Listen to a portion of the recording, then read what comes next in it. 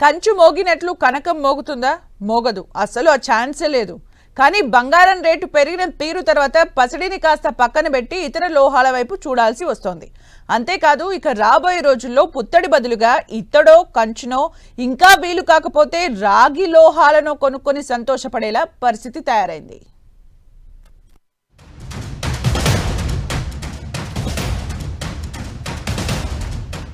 కనకం రజతాలు అందడం లేదు.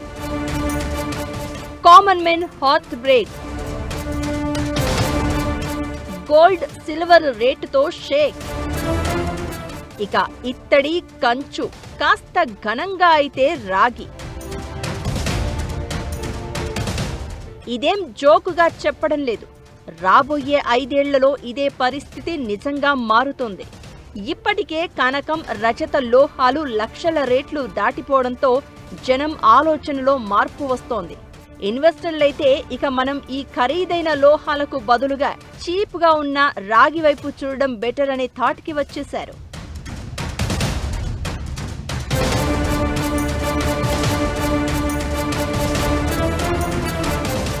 అంతర్జాతీయ మార్కెట్లో ఒక ఔన్స్ బంగారం ధర $5,000 దాటిపోయింది.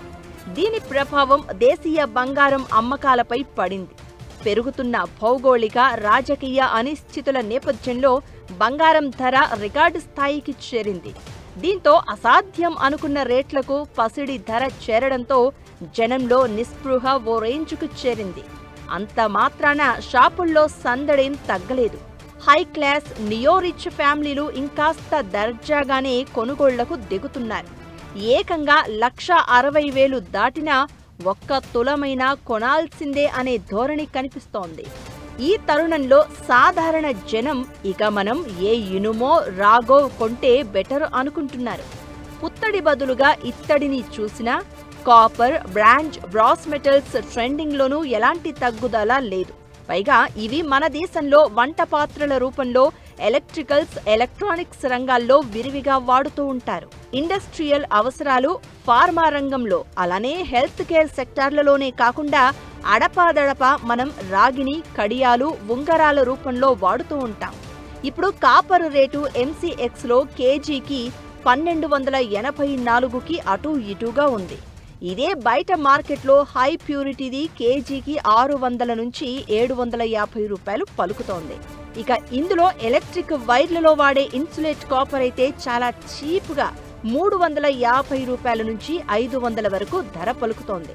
బ్రాస్ రేట్ కూడా క్వాలిటీని బట్టి వంట పాత్రలకు వాడేది కేజీ 500 నుంచి 900 పలుకుతూ ఉండగా ఇండస్ట్రియల్ పర్పస్ కి వాడేది 600 నుంచి 700 పలుకుతోంది. బ్రాస్ అంటే ఇందులో కాపర్, జింక్ మిక్స్ చేస్తే వచ్చే లోహం. ఇదే కంచు పాత్రలైతే రాగి, తగరం కలిపి తయారు చేస్తారు. ఇత్తడి కానీ కంచు కానీ రెండు కాపర్ మిక్స్ చేసి వాడే పాత్రలు, లోహాలు కావడంతో రాబోయే రోజుల్లో జనం ఇక వీటిపైన పడతారనడంలో సందేహమే లేదు. అయితే వెండి, బంగారంలా రేటు పెరుగుతాయా లేదా అనేది వెంటనే చెప్పలేం. ఎందుకంటే రాగి, తగరం, జింకు వంటివి కావాల్సినంత మనకి దేశీయంగా లభ్యమయ్యే ఖనిజాలు. అయినా సరే ఈ లోహాలు ఇప్పుడిప్పుడే పుంజుకుంటున్నాయి. కాబట్టి లాంగ్ టర్మ్ వ్యూలో రిస్క్ తక్కువ, రిటర్న్ ఎక్కువ అనేది ఎనలిస్టుల మాట.